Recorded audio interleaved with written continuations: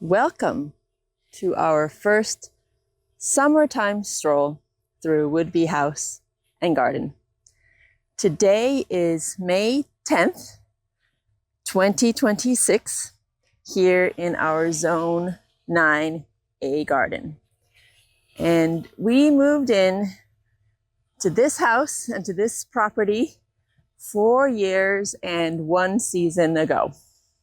And for the last 4 years, I have been taking a video each May and walking through the same path in our garden. And I thought it was time to add a new season of interest, the summertime. So this is a tour on a overcast summer morning. There may be some forest fire smoke also mixed in with this haze. And we will see how this looks after some hot days and sunny days from this year. And this video collection, to me, is a study of how inspiration and big aspirations meet reality. And we have had lots of realities to face. So let's take my birdie, my drone, with me and move into our backyard. So in the around the property, we put in a deer fence, and I just finished putting in that last section of deer fencing just last week. So we finally have, hopefully, a secure perimeter around the full house. I finished the slat wood fencing here on the side just a couple months ago. Another mulch pile, Benny's workstation to your right. And here you can get your first look at what does this garden look like when you have had sunny weather. And it's notable to me to see how much yellower and tanner the first impression is and how tall these grasses are. So I've mowed the grass down in a lot of places, but they've gotten pretty big somewhere else. And I have this new awesome tool, and I'm going to, with the help of this tool, give you some close-ups of what these lupins look like. So as you know, these lupins, they have been a project of mine for now a long time. And finally, there's success.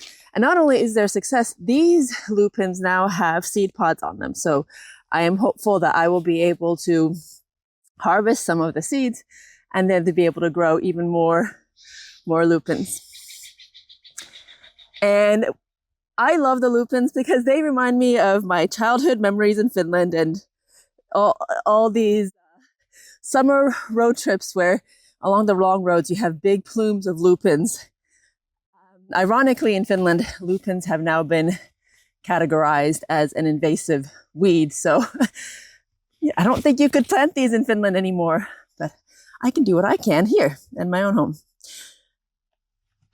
With the help of my new handheld stick and my drone, I'm hoping to make this video editing processing a little bit easier, because it would be really nice if I could have videos of every season. This is funny. These things right here are weed buckets. The kids are incentivized to pick weeds, and I will exchange $1 for each weed bucket that they collect. I have differing rates of uptake with that program between the kids. We are now entering the front yard, and Laurel Hedge still, ask me in 4 years. They're supposed to grow 1 to 2 feet a year. Has it grown up to that deer fence height in 4 years? So let's go back to this question then. I have been watering the azaleas pretty well this year, hoping that they will come in. And I also planted cosmos here. So they only look like this so far, but I have had a couple of actual flowers also already showing up. And the porch is looking like we've had some progress. A neighbor helped us put in those wood posts, and we still have a long ways to go, but it is starting to take shape, which is pretty exciting. So as you know, we have projects on the outside, projects on the inside. This is the never-ending project story for us. I'll show you this smoke bush here. This was a gift from Benny and the children to me on Mother's Day. It looks like it maybe is sunburned, but I am hopeful that in the years to come, it will bounce back and look beautiful. I have 2 of the purple smoke bushes in the backyard. In the front yard here, we have roses. Roses which we always had planted here, but the actual rose buds were always bit off by the deer. So even though these roses are now on the outside of the deer fence, just because the deer aren't traversing through that area, I think that it's actually providing some protection even on the outward side. We're now moving into the tennis court, and my edging project in progress here. Here, as you know, the aspirations are to eventually take down this chain link fencing and replace it with the wood slat fencing idea that I have. But that is one of those projects where it's probably going to take a lot longer than I want before we get there. Oh, I need to re-engage with my drone. He's up there. I need to have him follow me again. All right, let's keep the show on the road. So in the backyard, in the summertime, it's fun to see how the kids have some more of their playground equipment. We have a croquet set. This is a gift from Grandma Mary, a slack line. And now we're going to enter the woodland forest. And I thought this is a fun time to point out something which may have been obvious to you if you've seen my other videos, but it's taken me some time to understand. The mature trees on this property are really massive. So the impression of the property is pretty much dominated by them. And how beautiful. They are lovely. I mean, look at these canopies. That's pretty amazing. But it does make any of the little landscaping efforts that I try to do here feel really insignificant. So who knows if over time I'll be able to make a more meaningful impression here. But oh crap. Let's see what happened. We lost the drone.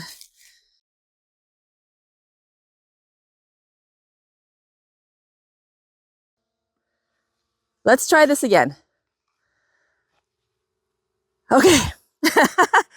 So this process of doing these walkthroughs, I have to admit, this is already my 5th take of this walk. So I try to do them as a single take, but you know what? This one's going to have an interruption for drone crashes.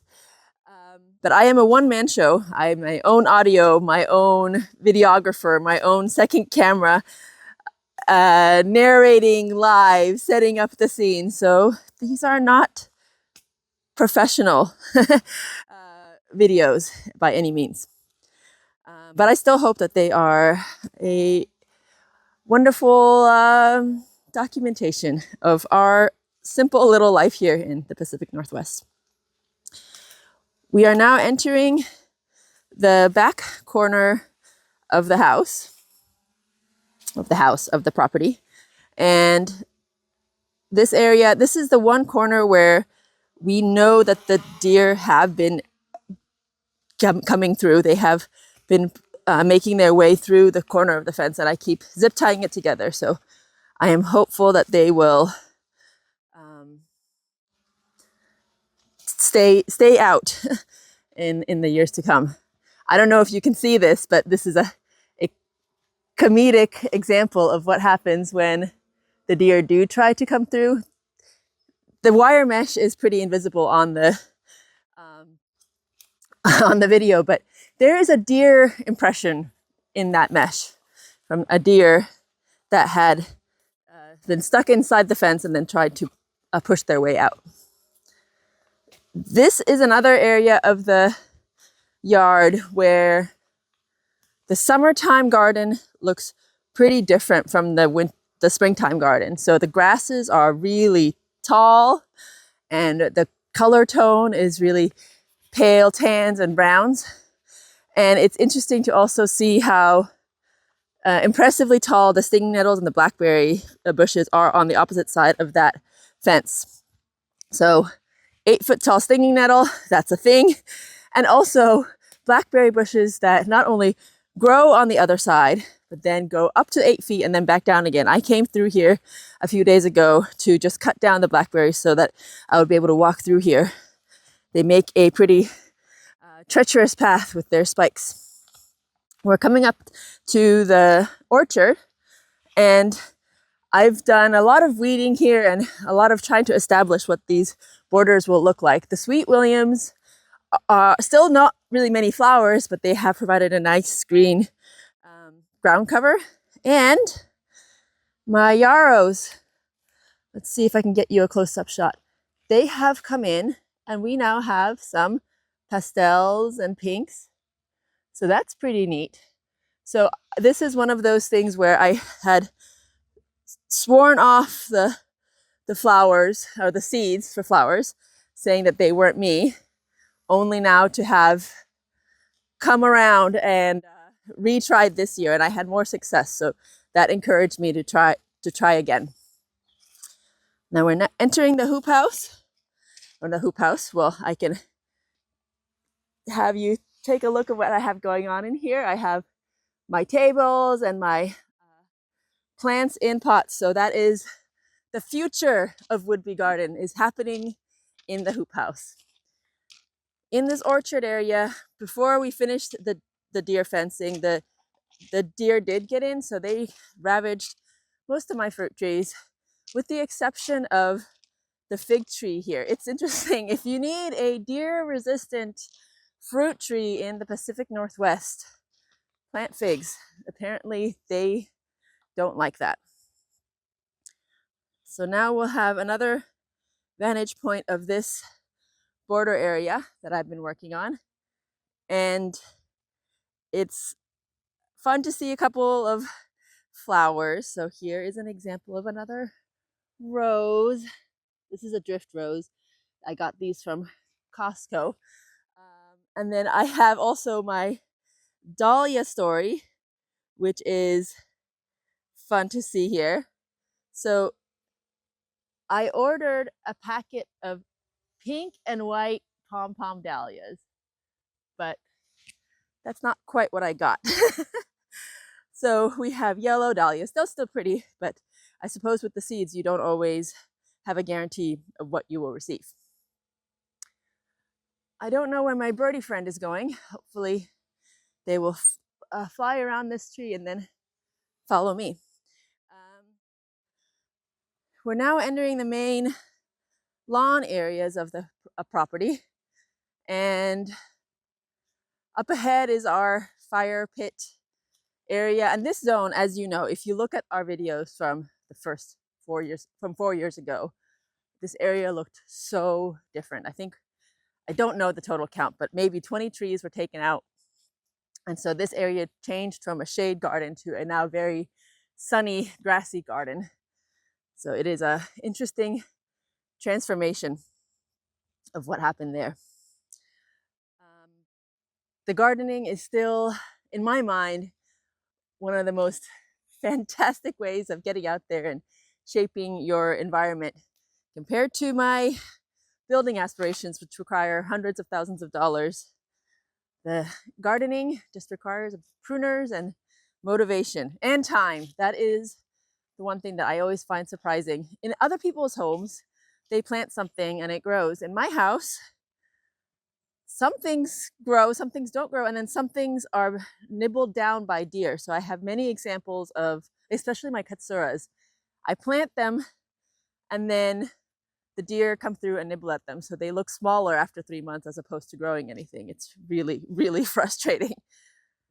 Now we're entering the central part of the garden. And in this zone, I have probably my biggest success stories so far. So I have my peat odoff meadow here, my mini meadow, and I now have some Russian sage, which is looking like this. Very lovely. I also have some Gora, which are these dainty little white flowers that look like they are oops, my drone decided to go for another little tour on his own. He will show you what the pool looks like, even though I actually want him to look down at me. And let's continue our tracking if I can remember how to do that. So drone, I want you to look at me instead. There we go. Let's continue this active track. All right, here we go. Okay, and then up here, before we conclude the video, I just do want to show my exciting establishment of the Alpine Thrift and these sedums, which I just think they are looking so good. And there's a variety of sedums. We have those dark red ones as a ground cover, and then we have the Autumn Charm and Autumn Joy sedums. So this is my hope for what is to come for this garden. So as we conclude here in our center circle, this has been another fun addition to our documentation series. It is always fun to compare where we've come and where we think we are going. And I would say if my kids are ever watching this, I would say to them,